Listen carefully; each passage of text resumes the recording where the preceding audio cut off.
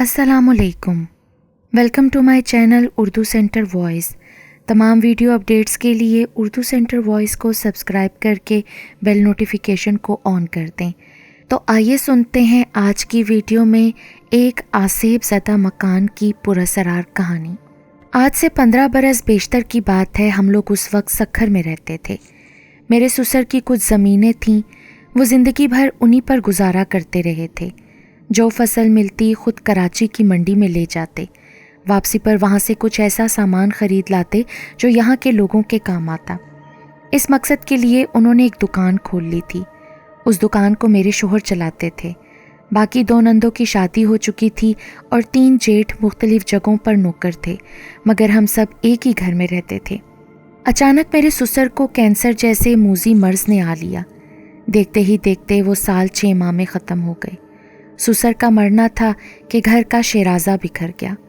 मेरी सास जिंदा नहीं थी, मगर ये ससुर का हुस्ने इंतज़ाम था कि सारे भाई एक जगह रहते थे। एक जगह खाना पकता और किसी किस्म की कोई रंजिश पैदा नहीं होती थी। मगर ससुर के मरते ही हर मामूली बातों पर देवरानी जिठानियों में तकरार होने लगी। भाई भाई आपस में लड़ने लगे। आखिरकार फैसला हुआ कि मुश्तरका घर और ज़मीनों का बंटवारा कर दिया जाए। मेरे शोहर ने बहुत कहा कि ज़मीन के टुकड़े मत करो, इस तरह किसी के हाथ कुछ नहीं आएगा। हाँ, आमदनी बराबर बराबर बांट लो। मगर आमदनी बराबर बांट लेते तो घर का क्या करते? बड़ी जिठानी का कहना था कि उनके बच्चे बड़े हो गए हैं, उन्हें ज़्यादा कमरे चाहिए। छोटी जिठानी का कहना था कि उनके बच्चे ज़्यादा हैं, इसलिए ज़्यादा जगह चाहिए। सबसे छोटी जिठानी का कहना था कि अगर उसके बच्चे नहीं हैं तो क्या उसे एक ही कमरे में कैद हो जाना चाहिए। सिर्फ मैं और मेरे शोहर इन तमाम झगड़ों से दूर थे। मेरे शोहर एहसान बचपन में काफ़ी बीमार रहे थे, लिहाजा वो इतना नहीं पढ़ सके थे जितना उनके भाई। चूँकि पढ़ाई कम थी, लिहाजा नौकरी भी ढंग की नहीं मिलती थी। ये सूरत हाल देखकर मेरे ससुर ने एहसान को दुकान पर बिठा दिया था और जब तक ससुर ज़िंदा रहे उस दुकान की आमदनी हमें ही देते रहे। मगर उनके इंतकाल के बाद मेरे तीनों जेठों और जिठानियों को इस बात पर भी एतराज़ हुआ कि बाकी भाई नौकरी करते हैं और उन्हें सिर्फ ज़मीनों से हिस्सा मिलता है, मगर एहसान को दुकान की आमदनी भी मिल जाती है। माल तो अब्बा जी का ही है ना, ये बात मेरी छोटी जिठानी अक्सर कहती थी। आखिरकार रोज़ रोज़ की चकचक रंग लाई। ज़मीन, घर और दुकान के हिस्से बखरे हो गए। हमें रकम कम दी गई, क्योंकि अगर बराबर बराबर रकम दी जाती तो बाकी तीनों भाइयों के मकान नहीं बन पाते। मेरे ख्याल के मुताबिक बड़े जेठ फिर भी थोड़ी बहुत इंसानियत रखते थे। उन्होंने कहा, एहसान, तुम ये रकम लेकर कराची चले जाओ। तुम्हें जो रकम कम दी गई है, इसके बदले कराची में अब्बा जी ने बतौर स्टोर जो दुकान रखी थी, तुम उस पैसे से उसमें माल डाल लो। फ़िलहाल दुकान के करीब ही किराए पर कोई छोटा सा मकान ले लेना। तुम्हें दुकान चलाने का काफ़ी तजर्बा है। अल्लाह ने चाहा तो बहुत जल्द इस काबिल हो जाओगे कि तुम अपना खुद का घर खरीद सको। गो ये नाइंसाफ़ी थी। दुकान इतनी कम कीमत की नहीं थी जितनी के रकम में कमी की गई थी। हमारे 2 छोटे छोटे बच्चे भी थे। फिर एक पुरानी जगह, जाना पहचाना शहर और लोगों को छोड़कर एकदम किसी दूसरी जगह जाकर ज़िंदगी शुरू करना काफ़ी मुश्किल काम था। ये भी खबर नहीं थी कि दुकान चलेगी भी या खसारे में जाएगी, क्योंकि सुना था वो दुकान शहर में नहीं बल्कि शहर से काफ़ी दूर एक गैर आबाद सी जगह पर वाक़ है। वहाँ ज़्यादा आबादी नहीं है। दूसरा, वहाँ बहुत ही गरीब किस्म के लोग रहते हैं, लिहाजा पुरचून की दुकान के सिवा और किसी चीज़ की दुकान खोलना भी मुश्किल था। वो भी इस सूरत में कि किसी और ने पुरचून की दुकान न खोल रखी हो। गरीब इलाके में एक दुकान ही ज़रूरत के लिए काफ़ी होती है। बहरहाल मैं और मेरे शोहर दोनों ही साबिर और शाकिर किस्म की तबीयत रखने वाले थे, सो इस फैसले पर सर झुका लिया। एहसान का कहना था कि सफ़र वसीला ज़फ़र होता है और इंसान उसी जगह जाने पर मजबूर होता है जहाँ उसका आबोदाना लिखा गया हो। यूँ हम दोनों मियाँ बीवी और 2 बच्चे अपना आबाई मकान, मोहल्ला और लोग छोड़कर कराची जैसे बड़े शहर में आ गए। एहसान दुकान देखने मेरे साथ ही गए। दुकान थी तो काफ़ी बड़ी, मगर जगह बहुत ख़राब थी। आसपास इतनी ज़्यादा आबादी नहीं थी। ज़रा फासले पर कच्ची पक्की आबादी थी और वहाँ से कुछ दूर पहले से ही छोटी छोटी कई दुकानें मौजूद थीं। एहसन ये सूरत हाल देखकर बहुत परेशान हुए। कहने लगे, ہم اگر شہر میں گھر کرائے پر لے کر رہیں اور دکان یہاں چلائیں تو نقصان ہی ہوگا. میرے لیے اتنی دور آنا جانا مشکل ہوگا اور دکان سے لگتا ہے کہ شاید ہی کوئی آمدنی ہو. ایسا کرتے ہیں دکان بیچ دیتے ہیں. اس رقم سے شہر میں ہی کوئی چھوٹی موٹی دکان خریدنے کی کوشش کرتے ہیں. میں کیا کہہ سکتی تھی؟ احسان صحیح کہہ رہے تھے. پھر ہم دونوں واپس شہر آ گئے. شہر میں ہم نے مکان کرائے پر نہیں لیا تھا بلکہ احسان کے ایک دوست کے گھر میں عارضی قیام کر رکھا تھا. ان کے یہ دوست جن کا نام عباس تھا بہت ہی اچھے انسان تھے. جب ہم نے انہیں دکان کے بارے میں بتایا تو بولے ہاں ایسی صورت میں تو دکان فروخت کر دینا چاہیے. اگلے روز عباس صاحب احسان کے ساتھ اس جگہ گئے. لوگوں سے وہاں کی دکانوں کی قیمت اور فروخت معلوم کی مگر پتہ چلا کہ چھوٹی دکانوں کی نہ صرف مانگ ہے بلکہ قیمت بھی اچھی خاصی ہے. مگر احسان کی دکان کی کوئی قیمت نہیں ہے اور اس کی وجہ دکان کے ساتھ بنا وہ گھر ہے جہاں سے آدھی رات کو اکثر ایک بچے کے رونے کی آواز آتی ہے. آواز میں ایسی فریاد ہوتی ہے کہ رونگٹے کھڑے ہو جاتے ہیں. لوگوں کا کہنا تھا کہ یہاں کسی آسیب کا سایہ ہے. یہ گھر مدتوں سے خالی پڑا ہے. مالک مکان خود بھی اس گھر کو چھوڑ کر گئے تو دوبارہ نہیں آئے. اس گھر میں رہنے کی انہیں یہ قیمت ادا کرنا پڑی کہ ان کا بچہ اغوا ہو گیا اور پھر بیوی کا ہارٹ فیل ہو گیا. وہ صاحب ہوش و حواس سے بیگانہ ہو گئے. پھر انہوں نے گھر کسی کو کرائے پر بھی نہیں دیا اور خود شہر میں کہیں رہنے لگے. یہ دکان جن صاحب کی تھی وہ اس میں مال وغیرہ رکھتے تھے، یعنی یہ دکان بطور اسٹور استعمال ہوتی تھی. سنا ہے جن صاحب کی دکان تھی ان کا بھی انتقال ہو گیا ہے. ابھی پچھلے دنوں ان صاحب کے 2 بڑے بیٹے اس مکان کو فروخت کرنے آئے تھے مگر وہ بھی ناکام ہو کر گئے. یوں عباس صاحب اور احسان اداس اور پریشان صورت لیے واپس آ گئے. جب عباس نے یہ بات بتائی تو میرے اندر چھن سے کچھ ٹوٹ گیا. مجھے بڑے جیٹ کی محبت یاد آ گئی. میں نے اس لمحے احسان کو دیکھا. ان کے چہرے پر بھی دکھ ہی دکھ پھیلا ہوا تھا. میرے دل میں اس لمحے جانے کیا سمائی کہ میں فوراً بولی ہم دکان نہیں بیچیں گے، ہم اس میں مال بھی ڈالیں گے اور گھر بھی وہیں لیں گے. مگر بھابی، عباس صاحب نے کچھ کہنا چاہا. بھائی صاحب، اگر وہاں کوئی جن بھوت موجود ہیں تو وہ گھر میں ہیں، دکان میں نہیں. ہم دکان کے ساتھ کوئی چھوٹا سا گھر دیکھ لیں گے. لوگ خواہ خواہ کی کہانیاں بھی گڑھ لیتے ہیں. خدا نے ہمیں پرانے گھر، شہر اور جگہ سے کسی نہ کسی مقصد کے لیے ہی نکالا ہے نا. اگر ہمارے نصیب کا رزق وہاں نہیں پیدا ہوا تو پھر کچھ سوچیں گے. یہ بات میں اس لیے بھی کہہ رہی تھی کہ کراچی میں میرے رشتے کے ایک نانا تھے جن کی دوستی بہت بڑے عامل سے تھی. میرا خیال تھا کہ اگر وہاں ایسا کوئی مسئلہ ہے تو نانا کے دوست اس مسئلے کو حل کر دیں گے. میں نے ان کے بارے میں بہت سن رکھا تھا کہ وہ گھروں کو جنوں بھوتوں سے پاک کرتے ہیں. احسان کو بھی ان صاحب کا حوالہ دیا کہ ہم ان سے کوئی تعویذ لکھوا کر دکان میں رکھوا دیتے ہیں. اللہ نے چاہا تو کوئی مشکل نہیں ہوگی اور گھر میں رہنے والے آسیب بھی ہمیں تنگ نہیں کریں گے. ہم نانا سے کہہ کر اس گھر کے لیے بھی تعویذ لے لیں گے اور اس کے دروازے پر بھی لٹکا دیں گے.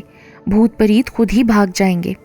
لو بھائی، سنا تھا کہ عورتیں بہت ڈرپوک ہوتی ہیں، خاص کر جن بھوت کا نام سن کر تو ان کے رونگٹے کھڑے ہو جاتے ہیں.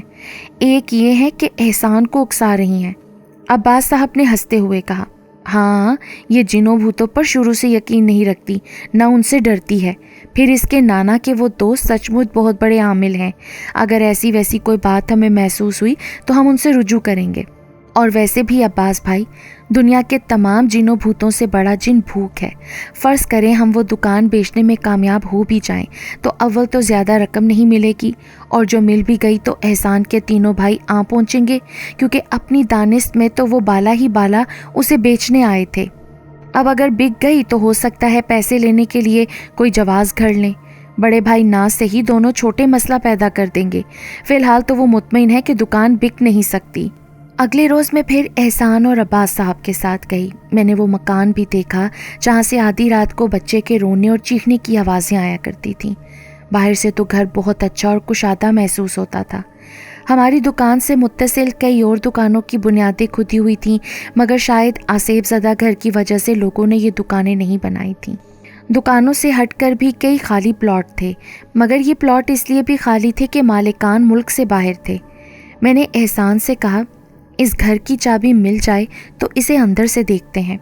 میری بات کے جواب میں اس علاقے کا ایک شخص بولا चाबी तो है, सामने वाली गली में उन साहब के कोई दूर के रिश्तेदार रहते हैं। जिन साहब का ये घर था वो चाबी उनको दे गए थे और कहा था कि तुम बेशक इस घर में रहो, मगर वो साहब चंद हफ्तों से ज़्यादा नहीं रह सके। आधी रात को दरवाज़ा पीट पीट कर किसी बच्चे के रोने की बड़ी दिलसोज आवाज़ आती थी, लिहाजा वो इस घर को छोड़कर वहाँ रहते हैं। उसने उन साहब के घर की तरफ इशारा किया। चाबी लाइए उनसे, अब्बास भाई बोले। अब के अब्बास भाई को भी ऐसा घर देखने का बड़ा तजस्सुस हुआ। थोड़ी देर बाद वो साहब जिनके पास चाबी थी खुद बिना चाबी के यहाँ पहुँचे। मैंने उनसे पूछा, आप क्या कहते हैं भाई इस घर के बारे में? ये घर बहुत अच्छा है, मेरे कज़न ने बड़ी मोहब्बत से इसे बनाया था। मेरा तो बस वैसे ही यहाँ दिल घबराया तो मैंने छोड़ दिया। मुझे तो कोई आवाज़ कभी सुनाई नहीं दी। हाँ, लोग कहते हैं तो खुदा मालूम, मैंने तो कभी खैर कोई आवाज़ नहीं सुनी। अच्छा भला घर है, किराए पर जा सकता है, मगर लोग बातें बनाते हैं, अफवाहें उड़ाते हैं। उन साहब ने अटक अटक कर कहा, जिनकी आंखें उनकी ज़ुबान का साथ नहीं दे रही थीं, मगर लालच उनकी बातों से अयां थी। उन्होंने एहसान को चाबी दी और ख़ुद अंदर जाने की जहमत नहीं की, बल्कि बहाना करके फ़ौरन ही चले गए। एहसान ने घर खोला। मैं दरूद शरीफ, सूरह नास वगैरह पढ़कर अंदर दाखिल हो गई। घर वाकई लाजवाब था, बहुत अच्छा, कुशादा, हवादार। हमें घर में दाखिल होते देखकर कुछ तजस्सुस के मारे नौजवान भी अंदर आ गए। कुछ बुज़ुर्ग भी शामिल हो गए। बुज़ुर्गों ने बताया कि चंद साल पहले ही ये घर तामीर हुआ है। असल में यहाँ एक नई आबादी की बुनियाद पड़ने वाली थी, मगर कुछ प्लॉटों पर झगड़ा हो गया और स्कीम बनाने वालों ने काम अधूरा छोड़ दिया। अभी तक मामला सुलझा नहीं है, वरना तो यहाँ एक बहुत अच्छी हाउसिंग सोसाइटी बन रही थी। दुकान के पीछे कई सौ फ्लैट्स बनना थे, इसीलिए इन साहब ने यहाँ घर बनवा लिया। घर 2 मंजिला था। ऊपर की मंजिल में 3 कमरे, बिमा अटैच बाथ, पीछे की तरफ एक स्टोर था। उस स्टोर में काट कबाड़ पड़ा था। निचली मंजिल पर 2 कमरे, ड्राइंग रूम और डाइनिंग रूम था। किचन बहुत बड़ा था। किचन से मुल्क भी एक स्टोर था, उसमें भी काट कबाड़ भरा था। चूहे दौड़ रहे थे। मालूम होता था कि वो साहब उजलत में गए हैं और चंद ज़रूरी चीज़ों के अलावा बाकी सामान स्टोर में डाल गए हैं। उस स्टोर का दरवाज़ा खुला हुआ था। मैंने अंदर झांका। कुछ बिस्तर, कुछ डब्बे और कुछ दूसरी घरेलू अशिया बेतरतीब मिट्टी से हटी हुई पड़ी नज़र आई। मैंने पूरा घर देखा। किसी भी कमरे, किसी भी बाथरूम या स्टोर में कोई भी गैर मामूली बात नज़र नहीं आई। मैंने उस नज़र से ख़ास तौर पर मुख्तलिफ़ कमरों में झांका कि कोई कमरा साफ़ सुथरा तो नहीं है, क्योंकि सुना है जिस घर में जिन्नात हों वहाँ बाहर कचरे के ढेर होते हैं, मगर कमरे गैर मामूली तौर पर साफ़ होते हैं। बाथरूम में उनके बच्चे नहाते, शोर मचाते मिलते हैं, और ऐसे घर में किसी को दाखिल होने से रोकने के लिए तरह तरह की आवाज़ें निकाल कर वो लोगों को डराते हैं। लोग भी डर जाते हैं और मकान के करीब से भी होकर नहीं गुजरते। वो साहब सच कहते हैं, इस घर में कुछ भी नहीं है एहसान। तो फिर बच्चे के रोने की आवाज़? यार, इत्तफाकन आस पास कहीं आधी रात को कोई बच्चा रोया होगा तो लोगों ने कहानी बना दी होगी। अगर घर कम किराए पर मिल जाए तो हम ही ले लेते हैं ना ये घर। अब्बास साहब के साथ कई लोग हैरान होकर कहने लगे, हाँ, क्या ख़राबी है, कुरान ख्वानी करा लेंगे, यासीन शरीफ का ख़त्म करवा देंगे और नाना के उन बुज़ुर्ग दोस्त से तावीज़ ले आएंगे। मेरा दिल कहता है एहसान यहाँ कुछ भी नहीं है। ये अफवाह सारे इलाके में फैल गई कि हम लोग वो घर किराए पर लेना चाहते हैं। कई लोगों ने मना किया, कई ने डराया, मगर मैंने भी सोच लिया कि घर ज़रूर लूँगी। दुकान साथ ही होगी, एहसान करीब के करीब रहेंगे। ये खबर उन साहब तक भी पहुंच गई जिनके पास चाबी थी और जो सचमुच इसे किराए पर चढ़ाना चाह रहे थे। मगर घर चूँकि आसेब ज़दा मशहूर था, इसलिए ना तो उन्होंने एडवांस मांगा, ना ही ज़्यादा किराया। बहुत माकूल किराए पर बात तय हो गई। घर आकर एहसान बोले, दरअसल मैं ख़ुद भी ऐसी बातों पर यकीन नहीं रखता, लेकिन महज तुम्हारी वजह से खामोश हो गया था, वरना मेरा अपना इरादा भी यही था कि वो घर किराए पर लेकर दुकान खोल ली जाए। चंद दिन बाद ही हम उस घर में आ गए। हफ्ता भर तक मैंने सफाई सुथराई की। जूं घर साफ़ होता गया, घर में रौनक बढ़ती गई। यही नहीं, घर में सुकून भी महसूस हो रहा था। वो तमाम बातें जो उस घर से मुतल्लिक मशहूर थीं गलत साबित हुईं। 1 हफ्ते मुसलसल सफाई के बाद मैं कुछ थक गई। ऊपर की मंजिल का स्टोर और किचन का स्टोर रह गया। इसकी एक वजह यह भी थी कि वहाँ कुछ सामान पड़ा था जो उन साहब को देना था, जिनसे चाबी ली थी। मुझे सुस्ती आ गई, लेकिन 2-4 दिन बाद ऊपर का स्टोर खाली कर दिया। اب صرف کچن کا اسٹور رہ گیا تھا، اس کا دروازہ کھلا رہتا تھا۔ میں نے کچن میں باقاعدہ کھانا پکانا شروع نہیں کیا تھا، زیادہ تر بازار سے کھانا آ رہا تھا۔ میں چاہ رہی تھی کہ پہلے اسٹور صاف کر لوں پھر کچن ٹھیک کروں۔ اس رات کچھ کھانا بچ گیا تھا، پھر صبح کے لیے دودھ، چینی وغیرہ بھی منگائی تھی۔ وہ میں نے کچن کے تختے پر رکھ کر اس خیال سے اسٹور کا دروازہ بند کرنا چاہا کہ کہیں کوئی چوہا وغیرہ ادھر نہ آ جائے، کیونکہ اسٹور عرصے سے بند پڑا ہے۔ کیڑے مکوڑے اور چوہے ہو جانا کوئی ناممکن بات نہیں ہے۔ چوہے تو موجود تھے ہی۔ دروازے کے آگے ایک لکڑی اور کچھ فالتو چیزیں اس طرح پڑی تھیں کہ دروازہ پورا بند نہیں ہوتا تھا۔ میں نے وہ چیزیں ہٹائیں اور دروازہ بند کرنا چاہا، پھر بھی دروازہ بند نہیں ہوا۔ میں نے ادھر ادھر اچھی طرح دیکھا، دروازے کے پٹ کے نیچے جھانکا کہ کہیں کوئی لکڑی پتھر تو نہیں پھنس گیا، مگر وہاں ایسی کوئی چیز نہیں تھی۔ میں نے پھر دروازہ زور سے کھینچا تو محسوس ہوا جیسے کسی نے دروازہ پکڑا ہوا ہو، مگر جھٹکے سے دروازہ چھوٹ گیا ہو، لیکن دروازہ پھر کھل گیا۔ بات میری سمجھ میں نہیں آئی۔ چونکہ رات کافی ہو چکی تھی اور میں تھک بھی گئی تھی، اس لیے میں نے زیادہ غور نہیں کیا اور دودھ اور کھانے کو اچھی طرح ڈھانپ کر آ گئی۔ کچن کا دروازہ لاؤنج میں کھلتا تھا اور میں آج کل لاؤنج میں سو رہی تھی کیونکہ یہاں بہت اچھی ہوا آتی تھی۔ لائٹ بھی ساری رات چلتی تھی کیونکہ بچوں کو اندھیرے میں سونے کی عادت نہیں تھی۔ صبح حسب معمول میں نے کام کیا اور سوچا کہ اسٹور شام کو صاف کروں گی، مگر شام کو بھی مہلت نہیں ملی۔ رات کو دوبارہ میں نے دیکھ بھال کر دروازہ بند کیا، مگر پھر بھی دروازہ بند نہیں ہوا۔ اس مرتبہ میں نے پوری قوت صرف کر کے دروازہ زور سے بند کر دیا اور کنڈی لگا دی۔ مجھے ایسا کرتے ہوئے محسوس تو ہوا کہ کسی نے کمزور سی مزاحمت کی ہے، مگر زیادہ دھیان نہیں دیا اور بستر پر آ کر لیٹ گئی۔ میں نے احسان سے بھی یوں ہی اس دروازے کا تذکرہ کیا تو وہ بولے، ارے میں نے بھی کئی دفعہ اس دروازے کو بند کیا ہے، مگر ہر بار ایسا لگا کہ کوئی دروازہ پکڑے ہوئے ہے، مگر میں نے دروازہ بند کر دیا۔ پھر دیکھا تو تھوڑی دیر بعد دروازے کو کھلا پایا۔ میں سمجھا کہ شاید تم کھول دیتی ہو۔ نہیں، میں نے تو کل رات کو بند کرنے کی کوشش کی تھی یا آج، مگر آج میں نے کنڈی لگا دی ہے، اب دروازہ بند ہے۔ اس بات کو ابھی 1 گھنٹہ گزرا کہ ایک بچے کے رونے کی آواز آئی۔ رونے کی آواز سے اندازہ ہوتا تھا کہ 7-8 برس کا بچہ ہے۔ میں نے چونک کر اپنے بچوں پر نگاہ دوڑائی، مگر وہ دونوں تو سو رہے تھے۔ آواز تیز ہو گئی، احسان بھی اٹھ کر بیٹھ گئے۔ یہ بچہ کہاں رو رہا ہے؟ وہ بولے۔ لمحے کے 1000ویں حصے میں مجھے اس گھر کے بارے میں سنائی ہوئی کہانیاں یاد آ گئیں۔ او میرے خدایا، تو وہ ساری باتیں سچ تھیں، میں بڑبڑائی۔ احسان بھی پریشان دکھائی دے رہے تھے۔ عام طور پر بچے کے رونے کی آواز سے ڈر نہیں لگتا، مگر چونکہ اس آواز سے کئی کہانیاں منسوب تھیں اس لیے کچھ پراسراریت محسوس ہو رہی تھی۔ آواز کی سمت کا تعین کیا تو وہ آواز کچن سے آتی محسوس ہوئی۔ میں اور احسان ایک ساتھ اٹھے۔ میں نے درود شریف پڑھنا شروع کر دیا اور اسی لمحے مجھے احساس ہوا کہ میں نانا کے دوست سے تعویذ تو لائی نہیں ہوں۔ کچن میں جھانکا مگر ہر طرف سناٹا تھا۔ آواز کے ساتھ ساتھ کھٹکا بھی محسوس ہوا۔ دیکھا تو اسٹور کا دروازہ ہل رہا تھا۔ پہلی دفعہ مجھے خوف کا احساس ہوا۔ آواز اسٹور سے آ رہی تھی۔ یہ آواز اتنی بلند تھی کہ سڑک پر بآسانی سنی جا سکتی تھی۔ اس کا مطلب تھا کہ لوگ سچ کہتے ہیں، یہاں ضرور کسی جن یا بدروح کا بسیرا تھا۔ میں اور احسان چند لمحے یوں ہی کھڑے رہے اور جب آواز میں مزید تیزی آئی تو ہم نے کچن کا دروازہ بھی بند کر دیا اور خود لاؤنج کی بجائے آخری کمرے میں شفٹ ہو گئے۔ بچے کے رونے کی آواز تیز سے تیز تر ہوتی جا رہی تھی۔ یوں لگتا تھا کہ کوئی بچہ خوف زدہ ہو کر مدد کو پکار رہا ہو۔ ساری رات ہم نے جاگ کر گزاری۔ صبح احسان ہی کچن میں گئے مگر وہاں کچھ بھی نہیں تھا۔ احسان نے آگے بڑھ کر کچن کا دروازہ کھول دیا مگر اندر ویسی ہی خاموشی تھی۔ میں آج نانا کے دوست کے پاس ضرور جاؤں گی احسان۔ نہیں، ہم یہ گھر ہی چھوڑ دیتے ہیں یار۔ ارے نہیں، نانا کے دوست بہت بڑے عامل ہیں، وہ ہمیں اس مصیبت سے نجات دلا دیں گے۔